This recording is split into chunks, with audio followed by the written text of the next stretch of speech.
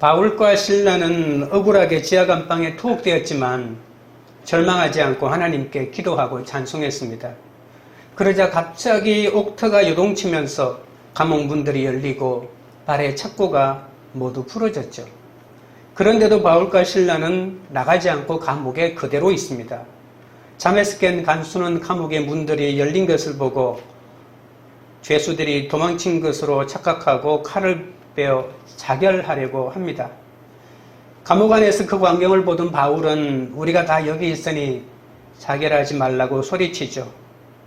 탈옥한 줄 알았던 죄수들이 그대로 있자 간수는 자기도 모르게 바울과 실라 앞에 무릎을 꿇고 엎드립니다. 그러면서 간수는 어떻게 하여야 구원을 얻으리이까라고 묻고 바울은 주 예수를 믿어라. 그리하면 너와 내 집이 구원을 받으리라고 답합니다. 간수는 한밤중에 권위 자는 가족들을 다 깨우죠. 그래서 예수 그리스도의 십자가 복음을 듣게 합니다. 마침내 간수와 온 가족은 세례를 받고 그리스도의 구원을 체험하고 크게 기뻐합니다. 오늘은 하나님의 노우심에 대하여 살펴보겠습니다. 첫째로 하나님의 노우심은 시기마다 나리세메가 있습니다. 35절입니다. 나리세메 상관들이 부하를 보내어 이 사람들을 놓으라 하니, 나리세메는 단순히 물리적인 시간이 아침이 되었다는 그런 말이 아니라 새로운 국면으로 접어들었다는 말이죠. 큰 지진으로 옥토가 흔들린 것은 하나님이 한 생명을 살리기 위해서 바울과 실라를 더 이상 감옥에 가둬둘 수 없다는 그런 뜻이기도 합니다. 날이 새자 그 전날 바울과 실라를 정식 재판도 거치지 않고 태형을 가하고 투옥했던 이 빌립보의 집정관들이 부하를 감옥으로 보내어 두 사람을 석방하라고 명령합니다. 상관들이 왜 이런 명령을 내렸는지 우리는 정확하게 알 수는 없습니다. 상관들이 바울과 실라를 유대인이라는 한마디를 듣고 감정으로 매를 치고 가두었잖아요. 그런데 감옥이 진원지가 되어 흔들리니까 상관들이 아마도 잠을 제대로 못 자지 않았을까요? 그래서 안 되겠다 싶어 석방하라고 명령하는 것이죠. 이렇게 때가 되면 하나님이 지진을 일으켜서 매였던 우리들을 풀어주는 사건이 일어나게 됩니다. 한밤중에 간수를 따라 그의 집에 갔던 바울과 실라가 날이 새기도 전에 감방으로 되돌아온 것입니다. 생각해 보십시오.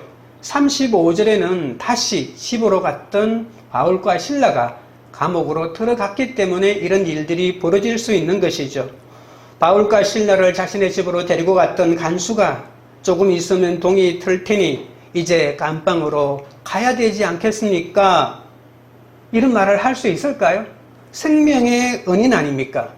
육신의 생명의 은인이고 또 온 가족과 더불어 하나님의 영원한 구원의 은총을 누리게 해준 영적인 은인이기도 한데 이 자신들의 이익을 다 취하고 난 다음에 다시 감옥으로 가지 않겠습니까? 말하기가 정말 난처했을 것입니다.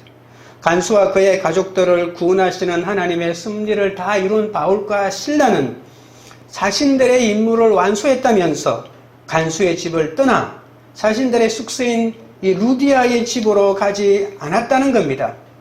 그날은 날이 새기 전에 자신들의 발로 자진하여 빌립보의 지하 감방으로 스스로 들어갔다고 볼 수가 있겠죠. 어제는 강제로 불의한 재판관이 불의한 권력을 사용하여 매를 치고 착고를 채워 강제로 가두었다면 오늘은 스스로 다시 감옥으로 들어가는 바울과 실라를 볼 수가 있는 것이죠.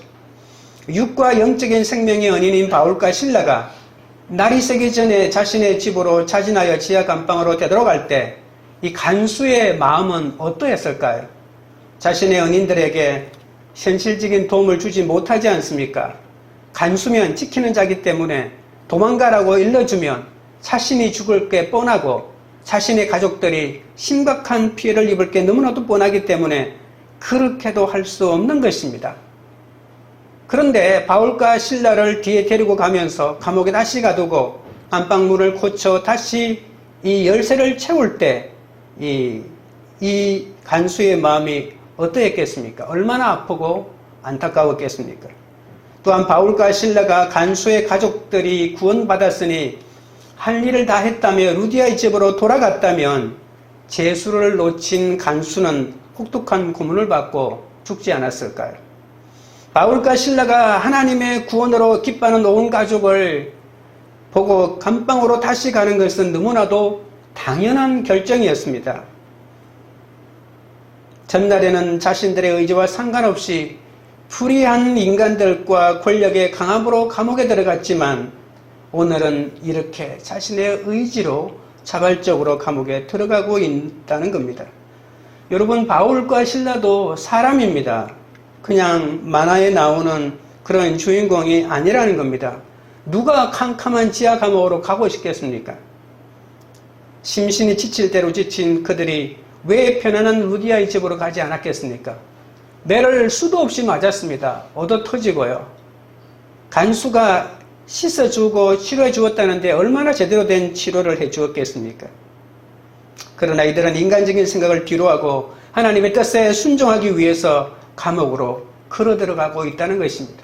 감옥으로 들어가는 것도 하나님의 뜻이고 감옥에서 나오게 하는 것도 하나님의 뜻이고 다시 그 감옥으로 들어가는 것도 하나님의 뜻이라는 겁니다. 이렇게 하나님이 가시적인 인도함이 없는 상황에서 하나님의 뜻을 찾는다는 것은 얼마나 어려운 일인 줄 아십니까?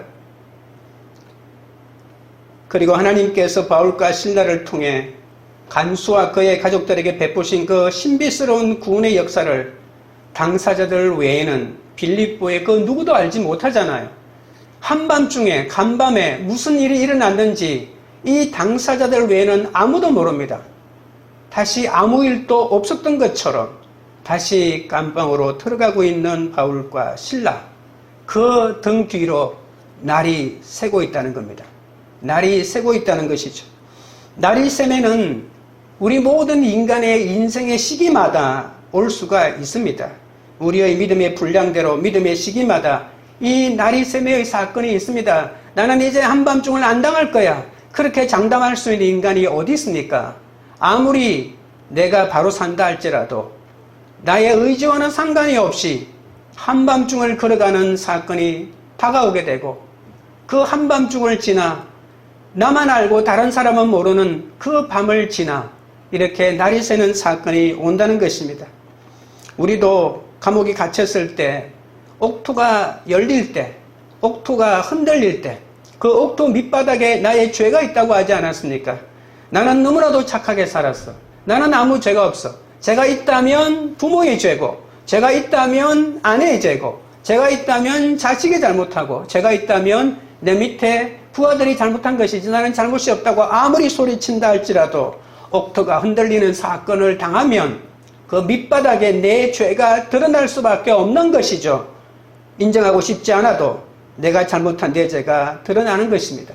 그렇기 때문에 감옥에 갇혔을 때는 기도와 찬송을 통해서 내 죄를 발견하고 그러면서 이 모든 것이 내 삶의 결론이라고 인정하고 감사하면서 찬양하면 내 옆에 죄수들이 나의 이런 모든 행동들을 알기 때문에 우리 인생의 나리새매의 사건이 찾아온다는 것입니다. 가만히 앉아있는데 날이 새겠습니까? 그렇지 않습니다. 한밤중에 슬픔으로 죽을 수밖에 없거나 아니면 조금이라도 징조가 보이면 나를 살리는 하나님의 은혜다라고 하면서 박차고 나가는 것이지 옆에 있는 사람들을 생각할 겨를이 없습니다. 그리고 다시 들어가라고 했을 때 스스로 들어갈 사람이 어디 있겠습니까? 하나님의 뜻에 민감하지 못하고 이 모든 것이 하나님의 인도하심이라는 예민한 영적인 판단이 없으면 고비마다 내가 좋을 대로 판단하고 뛰쳐나가는 것이 인간이라는 사실입니다. 한밤중에라도 하나님을 원망하지 않고 기도로 자신의 부족함을 보고 죄를 보고 지나가면 이 나리새매의 사건이 찾아오게 되어 있습니다.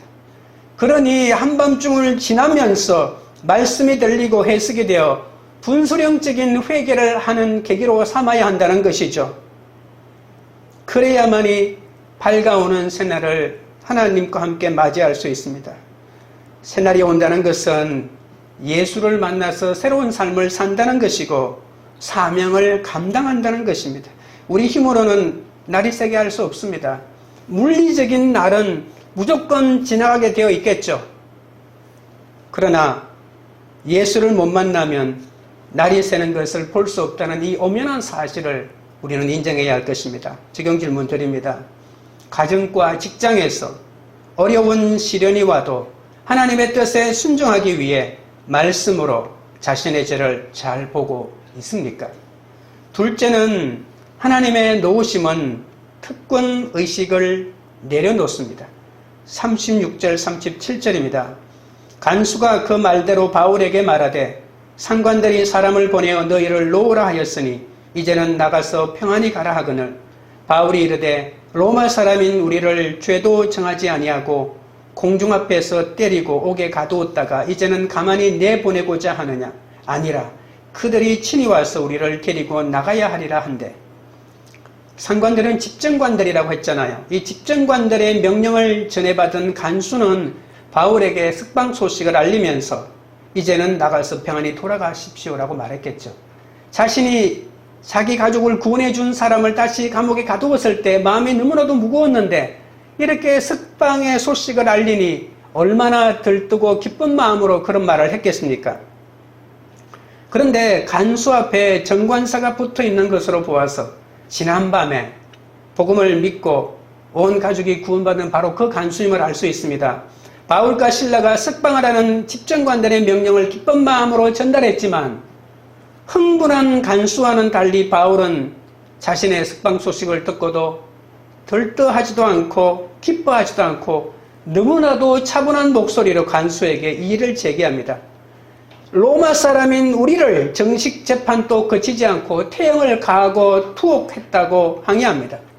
여러분, 로마 시민은 본인의 동의하에서만 지방 법률에 따라 재판을 받았고 재판 결과에 승복할 수 없을 때는 로마 황제에게 직접 상소할 수 있는 권한이 있었습니다. 총독이나 집정관은 재판을 거치지 않고 로마 시민에게 태형이나 고문을 가하거나 투옥할 수 없습니다. 여러분, 로마는 계급사회인데 가장 하층에 있는 노예들에게도 변론권을 법으로 인정해주고 있는데 이 로마 시민권자인 사람들에게 정식 재판도 없이 유죄 선고를 하고 때리고 투옥하는 것은 엄연한 실정법을 위반한 것이죠. 바울은 간수에게 로마 시민인 자신과 신라를 정식 재판도 없이 사사로이 태형을 가하고 투옥했다가 이제 와서 사사로이 석방하라는 것은 로마법을 어긴 부당한 처사니 자신들에게 불법을 장한 장본인들이 직접 우리 앞에 와서 좀 더 노골적으로 말하면 무릎 꿇고 싹싹 빌면 생각해 보겠다, 이런 말을 한 것입니다. 여러분, 바울은 여태까지 가만히 있다가 왜 이제 와서 로마 시민의 권리를 주장할까요? 아니, 그 전에 밝혔다면 한밤중에 고통을 당하지 않았을 것 아닙니까? 바울은 귀신 들린 여정을 고쳐주어서 감옥에 갇힌 것이 아니죠. 유대인이기 때문에 고발된 것입니다. 로마 사람인 우리를 선동한다고 그들이 그럴듯한 이유를 댔지만 고발의 기준은 유대인, 1년 전에 로마시에서 폭동을 사주한 로마인들이 바로 이놈들과 같은 한패다라고 이렇게 말했기 때문에 이 사람들은 이런 어려움을 당했던 건 아닙니까? 그러니까 유대인이라 하는 지역감정과 인종차별이 이들이 고발당하는 주 원인이었습니다. 여러분, 바울은 예수를 만나기 전에는 하나님의 열심으로 동족을 죽이고 교회를 잔멸하려고 했잖아요. 내 사명은 하나님을 믿는 사람들이 아닌 예수 그리스도 이단들을 모조리 죽이는 것이고 이단들이 만드는 교회를 잔멸하는 것이다라고 이렇게 소리치지 않았습니까? 그런 바울이 예수를 믿고 이제 이방인의 사도가 되어 복음을 전하지만 자기 마음 한켠에는 동족 유대인에 대한 복음의 진빛이 늘 남아 있었습니다. 그래서 기회가 되는 대로 회당에 들어가서 유대인들을 대상으로 복음을 전했던 것이죠. 그런데 여러분, 생각해 보십시오. 위기에 빠질 때마다 자기 살려고 나는 로마인이다 소리치는 유대인, 이렇게 했다면 유대인들이 이 바울에 대하여 얼마나 배신감을 느꼈습니까? 여러분 생각해 보십시오. 일제시대 때에 우리나라 사람이 일본 앞잡이로 살다가 억울하게 죽을 위기에 처하면 나는 일본인이요 라고 하면서 외쳐 그 위기를 모면했다고 생각해 보십시오. 그 사람이 다음에 또다시 우리 조선 사람들을 모아놓고 나는 실제는 조선 사람이요 라고 이렇게 말했다면 누가 그 말을 믿겠습니까? 그러니까 바울은 유대인의 구원을 위해 자신이 가진 로마 시민권마저 내려놓았다라고 볼 수가 있는 것이죠. 물론 내가 로마 시민이요 라고 말했다면 곤욕을 당하지 않았을 것입니다. 그런데 자신의 로마 시민권이라는 이 특권의식을 자신의 안위를 살피는 일에는 전혀 사용하지 않았다. 복음의 진보를 위해서만 사용했다라고 말하는 것이죠. 내가 가지고 있는 특권, 내가 가지고 있는 권위, 내가 가지고 있는 이 권세를 하나님을 위해서만 사용하겠다고 작정한 바울의 삶이 이렇게 녹아져 내린 것입니다. 여러분, 예수님도 하나님의 아들이면서 고난을 받아 순전하게, 그러니까 겸손하게 되었다고 말하지 않습니까? 죄도 없는 분이 자신의 특권을 내려놓고 십자가 위에 달려 고난당하고 십자가 위에서 모든 피를 다 쏟아 주었으니까 바울이 그 예수 그리스도를 보고 무너져 내린 것 아닙니까?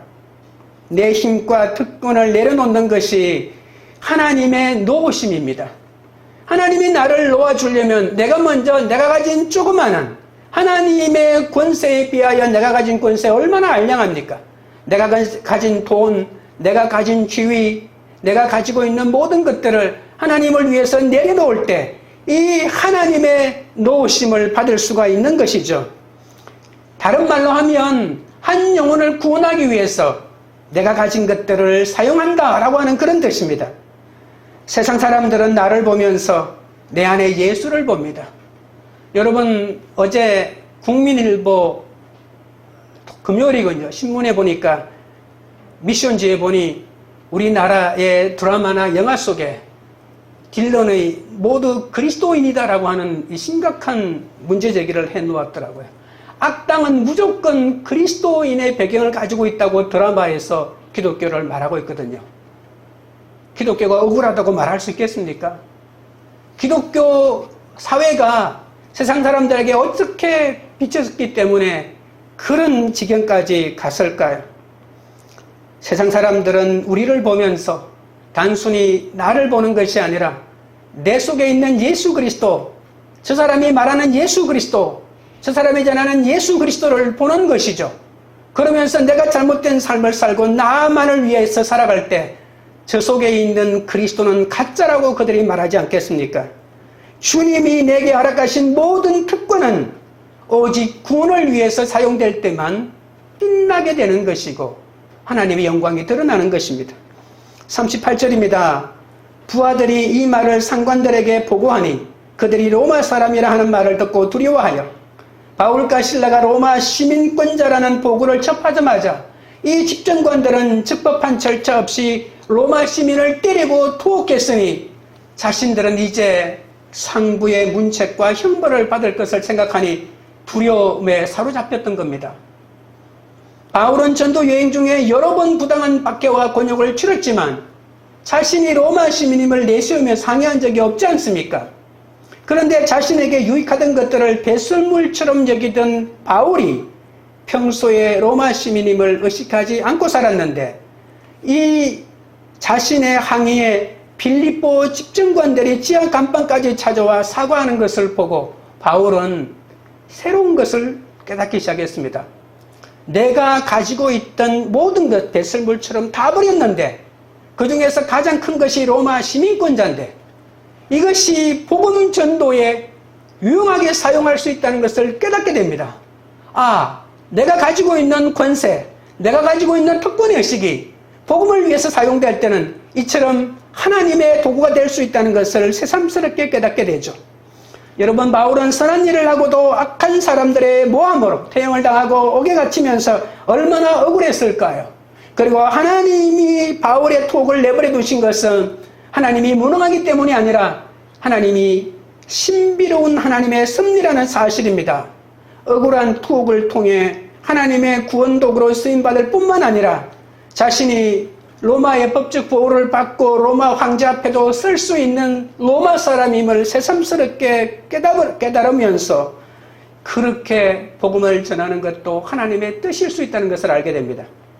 바울처럼 자신을 구원해 주신 예수 그리스도를 자기 생의 목적으로 삼으면 자신이 가진 어떤 것도, 자신의 약함도, 자신의 강함도, 자신의 부유함도, 자신의 가난함도 주님을 위한 소중한 도구가 된다는 것을 알게 됩니다. 무엇을 삶의 목적으로 삼느냐에 따라서 내가 가지고 있는 것들이 의미가 있거나 아니면 아무리 세상 사람들이 부러워하는 것이라도 아무짝에도 없는 의미 없는 것이 될 수도 있다는 사실입니다. 억울한 일을 당하고 까닭없는 고통 속에 지금 머물러 계십니까? 억울한 고통은 우리를 위한 전능하신 하나님의 신비로운 섭리라고 했습니다.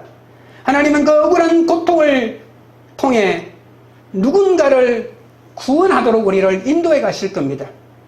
바울은 빌립보에 계속 머물지 않고 복음을 위해 떠날 사람 아닙니까? 하지만 여러분 빌립보에 남겨질 사람들을 생각해 보십시오. 초신자고 연약한 성도들이고 복음이라고 하면 펄쩍 뛰는 로마의 관리들이 판을 치고 있는 빌립보시 아닙니까? 성도들이 복음에 회방받지 않도록 로마 사람임에도 불구하고 복음을 위해 고난받는 이 믿음의 모습을 바울이 보여주어야 한다라고 하는 그런 생각을 했던 것이죠. 바울과 신라처럼 구원을 위해서는 어떤 수치도 드러내고 어떤 기득권도 내려놓을 수 있어야 이 사람들도 자신이 조금 어려움에 빠지면 나는 로마 사람이요 라고 할 것이고 조금이라도 편안하면 세상 사람들과 짝할 게 뻔하지 않겠습니까? 주님 때문에 갇힌 자가 되는 적용을 하면 하나님이 책임져 주십니다. 왜 하나님 나를 가두십니까? 왜 나를 한밤중을 걸어가게 하십니까? 따지지 마십시오. 갇힌 자가 되겠다라고 내 발로 스스로 들어가면 처음에는 억울하게 들어갔고 두 번째는 하나님의 이 구원의 섭리를 깨닫게 되어 스스로 자발적으로 들어가면 그 속에서 나오지 않으면 하나님이 책임져 주시는 인생이 된다는 겁니다. 예수 믿는 사람은 자기 역할에 충실해야 합니다. 무슨 일을 할 때 성실하게 그 무장의 1인자가 되겠다는 마음으로 열심히 힘써야 되지 않겠습니까? 로마 시민권 같은 당대의 최고 권력도 주님을 위해 쓰이지 않으면 아무짝에도 쓸모없는 것임을 아셔야 합니다. 내가 가진 힘으로 내 옆에 있는 지체를 섬길 때 비로소 빛이 나는 것이죠. 세상은 모두 구원받아야 할 사람이기 때문에 우리가 최선을 다해서 준비하면 언젠가는 그 준비한 것이 한 영혼의 구원을 위해서 귀하게 사용될 수 있다는 것을 명심하시기 바랍니다. 적용 질문 드립니다. 구원을 위해 내려놓아야 할 나의 특권의식은 무엇입니까?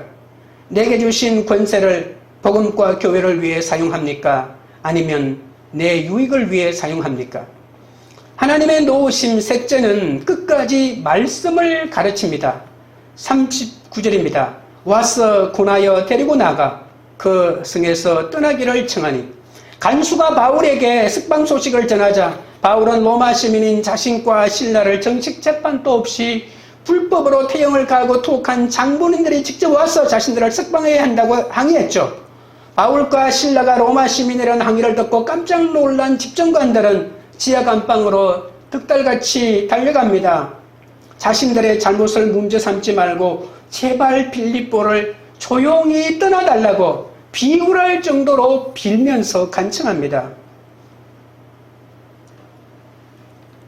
루디아와 간수처럼 자기 힘으로 아무것도 할 수 없고 주님의 은혜를 맛본 사람들은 바울과 신라를 자기 집으로 데리고 오면서 우리 집에 머물러 달라, 우리 집에 머물러 달라고 간청하지 않습니까? 하지만 이 집정관들은 바울이 죽을 사람을 살리고 지진도 일어나고 저 사람은 하나님의 사람이라 하나님이 어떤 역사를 일으킨다고 하는 두려움이 있었지만 자기 집에 들여서 복음을 듣고 하나님에 대하여 듣기가 싫었기 때문에 아무것도 책임지기 싫어서 제발 떠나달라고 나가달라고 자신의 구역 바깥으로 내어 쫓는 이러한 사람 아닙니까? 높은 지위를 가진 상관들은 예수 믿으면 사회적으로 잃을 것이 너무나 많기 때문에 두려움도 많은 것입니다. 빌립보의 관리 가운데 주님께 돌아온 사람은 오직 간수한 사람뿐입니다. 여러분, 부자가 천국 가는 것이 낙타가 바늘 귀로 들어가기보다 더 어렵다고 예수님이 말씀하지 않았습니까? 부자들이 믿기가 어려워서 계속 힘들고 환난당한 자만 오라고 하는 것이죠. 공고한 마음이 있어야 합니다. 그런데 부자는 공고한 마음이 생기기가 얼마나 어려운지 모릅니다. 권세가 있는 사람, 물질이 많은 사람은 자신의 권세로 문제를 해결하고 자신의 물질로 해결하기 때문에 공고한 마음이 들 리가 없습니다. 하나님의 도우심을 받은 사람은 환경의 어려움을 겪어도 죽음도 이런 사람을 묶어 놓을 수 없습니다. 예수와 함께 죽고 살아났기 때문에 모든 두려움과 집착과 체면 같은 것은 나를 죽일 수 없다고, 어떤 환경에서도 하나님이 나를 놓아주신다고 이렇게 완전한 자유를 누리는 사람들이기 때문에 하나님께서는 환난당한 자를 자신에게로 불러가는 것이죠. 지하 감방에 갇힌 바울과 실라는 억울했지만 정식 재판도 받지 못하고 매맞고 투옥되는 그 순간부터 로마의 복음에는 이미 시작되었다고 볼 수가 있습니다. 고난만큼 그리스도의 위로도 더욱 넘치기 때문이죠. 여러분, 빌립보의 집정관들이 지하 감방으로 찾아와 로마 시민인 바울을 부당하게 대한 것을 사과함으로써 바울의 시선은 이제 작은 로마인 빌립보를 통하여 로마 제국의 심장인 로마로 향하게 되는 것이죠. 나는 로마로 가야 되겠다. 내가 로마 시민권자인 것, 내가 이거 다 버렸는데 하나님이 생각나게 해주셔서 이 로마 시민권자라고 하는 이것을 통하여 내가 로마의 한복판에 가서 복음을 전하겠다. 이런 하나님의 기가 막힌 비전을 받게 된 것입니다. 바울이 겪는 이 고난과 주님의 위로는 개인 신앙 체험으로 그치는 것이 아닙니다. 고난 겪는 사람의 이웃이 되어야 한다는 그런 위로를 주는 하나님의 역사입니다. 왜냐하면 고난을 겪어본 사람만이 고난을 겪는 자의 슬픔을 깨달을 수 있기 때문입니다.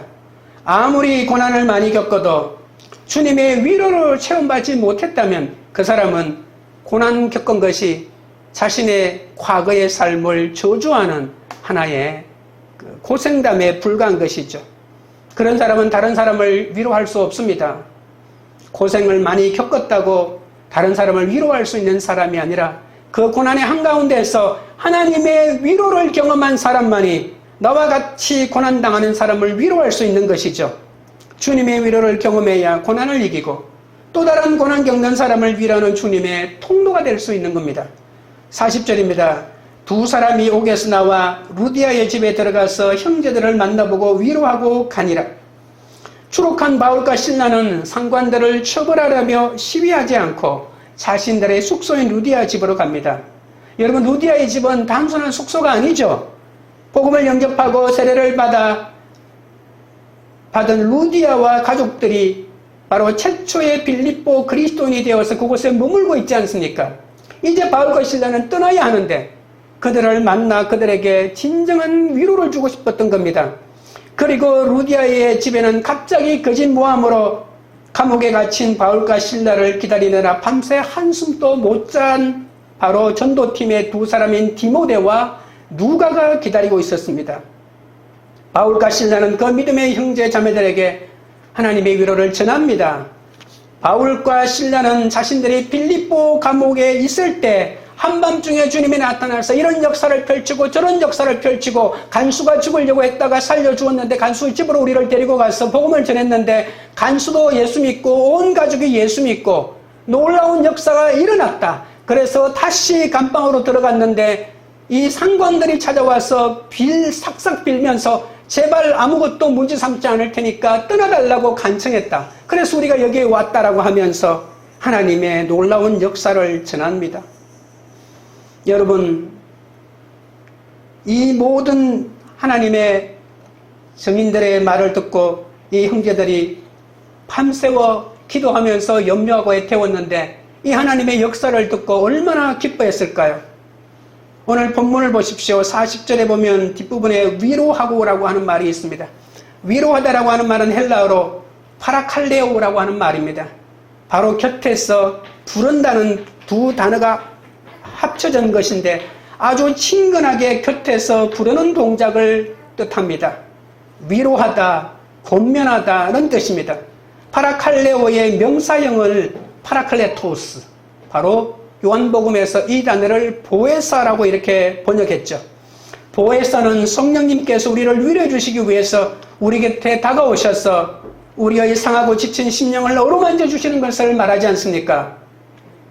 감옥에서 나온 바울과 실라는 투옥된 자신들 때문에 밤잠을 설쳤을 믿음의 형제 자매를 찾아가 주님께서 자신들에게 행하신 일과 그것만 말한 것이 아니라 주님이 우리 한가운데서 어떤 말씀을 주셨는지 주님의 모든 말씀으로 그들을 권면하고 위로했다는 것이죠. 여러분 39절을 보십시오.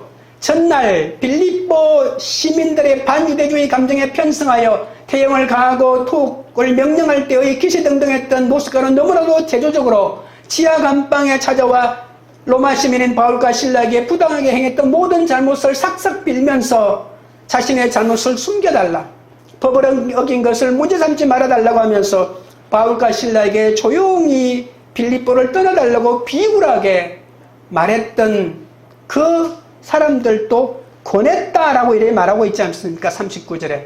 이 권했다라고 하는 말도 똑같은 파라칼레오라고 하는 말입니다. 권했다, 위로했다라고 하는 말이 똑같이 파라칼레오라고 하는 말인데, 그런데 이 집정관들이 권면하는 말과 이 바울과 실라가 성도들을 권면하는 말이 너무나도 하늘과 땅 차이로 다르다는 말입니다.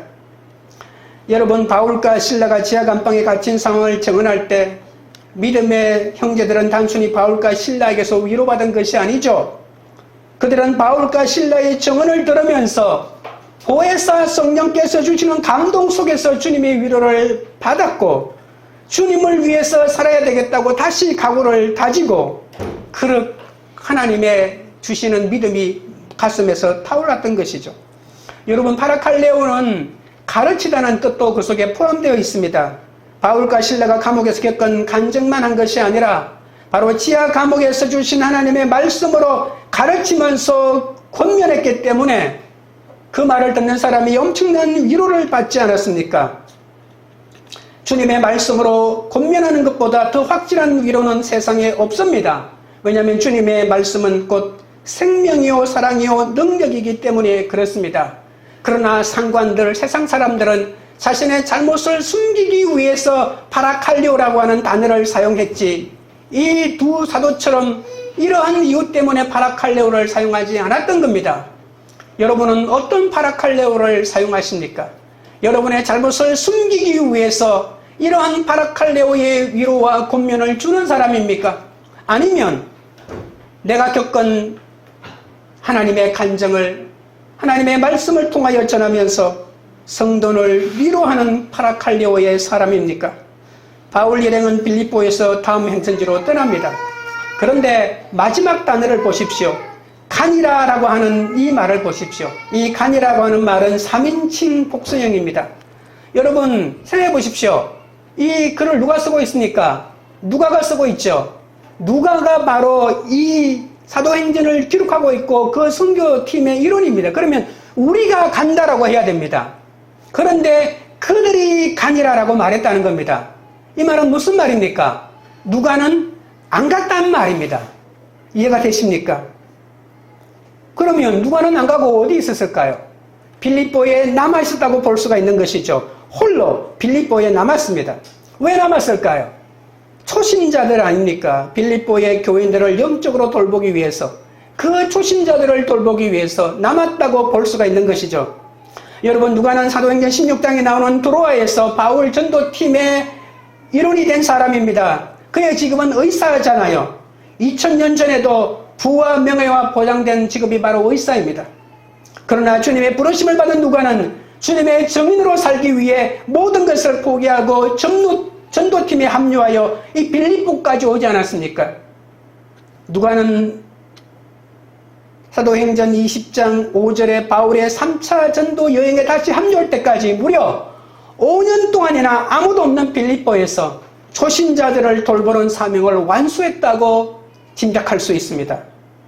빌립보 교회는 초대교회의 가장 모범적인 교회로 성장하였고 바울의 전도사역에 가장 협조적인 교회로 유명합니다. 이방인 여자 과부인 루디아와 부모도 지체도 없던 여종과 이 여종이 예수 믿지 않았을까요? 그리고 자결하려던 간수, 한밤중에 신라와 찬송을 들은 죄수들, 또 다른 죄수들도 아마 예수 믿는 사람이 있었을 것입니다. 이렇게 하나가 될 수 없는 지체들이 형제가 되어 복음 안에서 만나 빌립보 교회가 시작되었는데 누군가는 남아이들을 가르쳐야 되지 않겠습니까? 이렇게 복음만 전해놓고 떠나버린다면 이거야말로 얼마나 무책임한 일이겠습니까? 감옥에서 깊은 한밤을 지나면서도 찬송과 기도하고 나왔더니 성령의 형제가 생기고 이렇게 많아졌던 겁니다. 이 연약한 사람들이 로마의 심장부로 향하는 복음의 칼끝이 되어서 마지막까지 바울과 함께 하였다는 것입니다. 누구보다 바울을 위로했고 누구보다 바울의 선교를 도왔던 교회가 바로 빌립보 교회입니다. 이 빌립보 교회는 바울 한 사람의 수고만으로 만들어진 것이 아닙니다. 빌립보 교회가 이 견실한 교회로 세워질 수 있었던 것은 이렇게 자신을 드러내지 않고 아무 소위 없이 헌신한 누가가 있었기 때문입니다. 누가가 자신의 삶을 던져 주의 말씀으로 빌립보 교인들을 파라칼레오의 권면과 가르침을 주니까 빌립보 교회가 든든히 세워졌던 겁니다. 누가는 누가복음과 사도행전을 기록한 사람입니다. 여러분, 누가가 기록한 이 누가복음과 사도행전의 분량이 바울이 기록한 13권의 바울 서신보다도 내용이 더 많다는 사실을 여러분 아십니까? 누가가 기록한 성경이 가장 분량이 많다는 겁니다. 내가 가진 재능과 시간을 나만을 위해서 사용하지 않고 다른 사람과 공동체를 위해서 헌신할 때 이 주님의 위로 속에 나의 인생을 영원히 우뚝 세우는 가장 지혜로운 선택이 된다는 사실을 아십니까? 세상에 속한 것은 유한하고 일시적이기 때문에 참된 위로가 없습니다. 참된 위로는 하나님만 주십니다. 하나님의 영원한 위로와 격려 속에서 날마다 셈을 얻고 살려면 단 한 사람이라도 그 사람 곁에서 하나님의 말씀으로 위로하고 권면해야 합니다. 내가 하나님의 말씀의 통로가 되면 나를 통해 흘러가는 주님의 말씀이 남만 살리겠습니까? 나를 먼저 살리고 남을 살리는 것이죠. 이 세상 최고의 위로는 말씀의 권면입니다. 모든 사람에게는 고통의 한밤중이 있습니다. 그러나 주님이 찾아오는 나리샘에도 있습니다.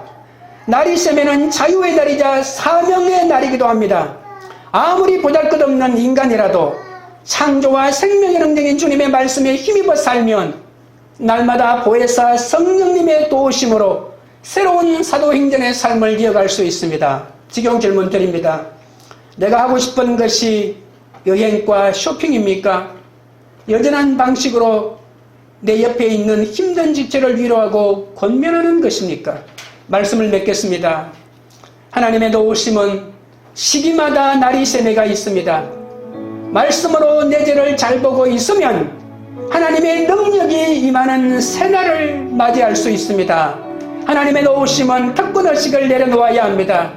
로마 시민권 같은 권력이 있어도 하나님의 구원을 위해 사용하지 않으면 나도 죽고 남도 죽이는 칼이 될 것입니다. 하나님의 도우심은 끝까지 말씀을 가르치게 합니다. 창조와 생명의 능력이신 주님의 말씀으로 위로하고 격려하는 파라칼레오의 사람이 되시기를 주님의 이름으로 축원드립니다. 찬양 드리고 기도하겠습니다.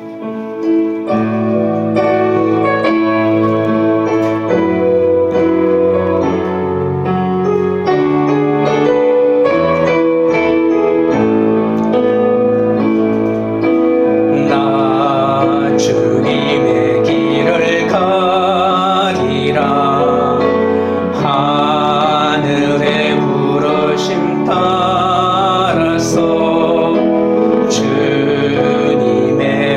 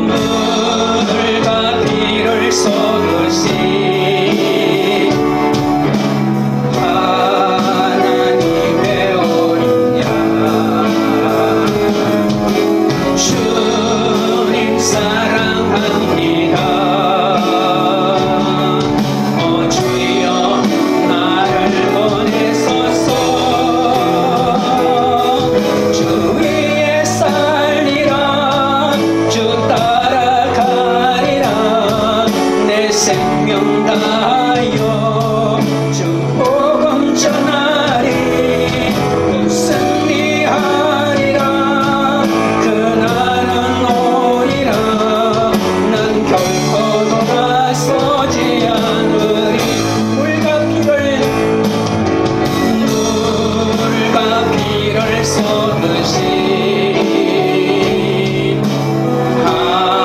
하나님의 어린 양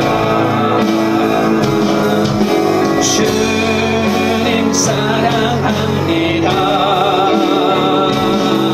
오 주여 나를 보내소서. 물과 피를 쏟으신 하나님의 어린 양 주님 사랑합니다. 오 주여 나를 보내소서. 주 위에 살리라 주 따라가리라 내 생명 다하여 주 복음 전하리 곧 승리하리라 그날은 오리라 난 결코 돌아서지 않으리. 주 위에 살리라 주 위에 살리라 주 따라가리라 내 생명 다하여 주 복음 전하리 곧 승리하리라 그날은 오리라 나 결코 돌아서지 않으리. 주 위에 살리라 주 따라가리라 내 생명 다하여 주 복음 전하리 곧 승리하리라 그날은 오리라 난 결코 돌아서지 않으리. 기도드릴 때 가정과 직장에서 어려운 시련이 와도 하나님의 뜻에 순종하게 해달라고 기도하겠습니다. 말씀으로 자신의 죄를 보고 어려운 시기마다 나의 셈매를 믿고 하나님의 은혜를 구하게 해달라고 기도하겠습니다. 구원을 위해 부모의 특권, 상사의 특권 의식을 모두 내려놓게 해달라고 기도합니다. 내게 주신 권세를 내 유익을 위해 사용하지 않고 복음과 교회를 위해 사용하게 해달라고 기도합니다. 내가 하고 싶은 것을 하는 것이 아니라 여전한 방식으로 내 옆에 힘든 지체를 위로하고 권면하고 가르치는 사명을 감당하게 해달라고 주의 세 번 부른 다음에 기도하며 나갑니다. 주여 주여 주여. 거룩하신 하나님 우리 아버지여, 가정과 직장에서 어려운 시련이 와도 하나님의 뜻에 순종하게 하여 주시옵소서. 말씀으로 자신의 죄를 보고 어려운 시기마다 나의 셈매를 믿고 하나님의 은혜를 구하게 하여 주시옵소서. 구원을 위해 부모의 특권을 내려놓으시고 상사의 특권을 내려놓게 하여 주시옵소서. 내게 주신 권세를 나의 이익을 위하여 사용하지 않고 오직 복음과 교회를 위하여 사용할 수 있도록 은혜를 허락하여 주옵소서. 내가 하고 싶은 것을 하는 것이 아니라 여전한 방식으로 내 옆에 힘든 지체를 위로하고 권면하고 가르치는 사명, 그 사명을 감당하여 복음을 위하여 주의 길을 걸어가는 우리가 되도록 우리 아버지 하나님이여 역사하여 주시옵소서.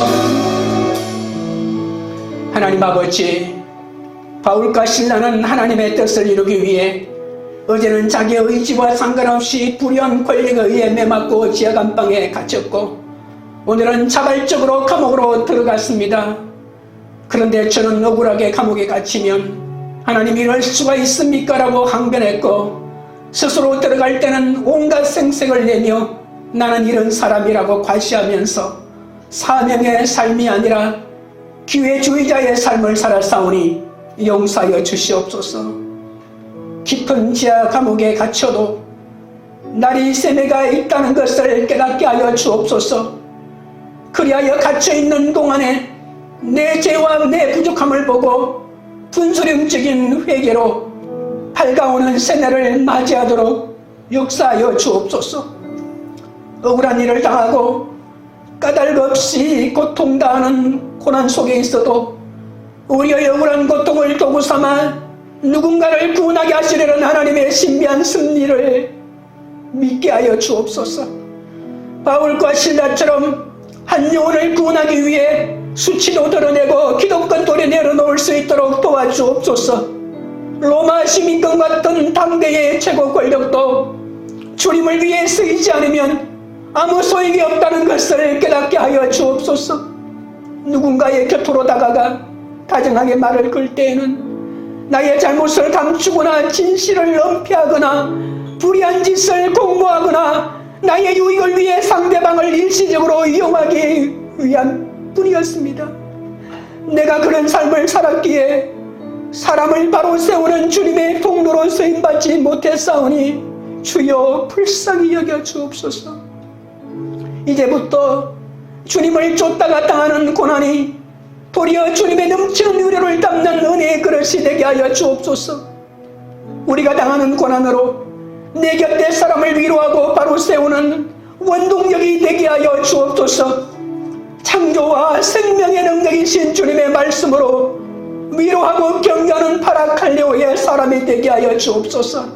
광교리들 교회가 특권의식을 내려놓고 여전한 방식으로 말씀을 듣고 가르치며 예수로 살아가는 하나님의 노심을 경험하는 공동체가 되게 하옵소서. 각자의 시기마다 날이 세대가 있사오니 끝까지 자기 역할에 충실하며 상대방을 용서하고 구원을 위한 삶을 살게 하여 주옵소서. 세상에 속한 유한한 위로를 구하지 않고 하나님 말씀의 통로가 되어 영원한 위로를 전하는 그런 공동체가 되도록 역사하여 주시옵소서. 예수 그리스도 이름으로 기도드리옵나이다. 아멘.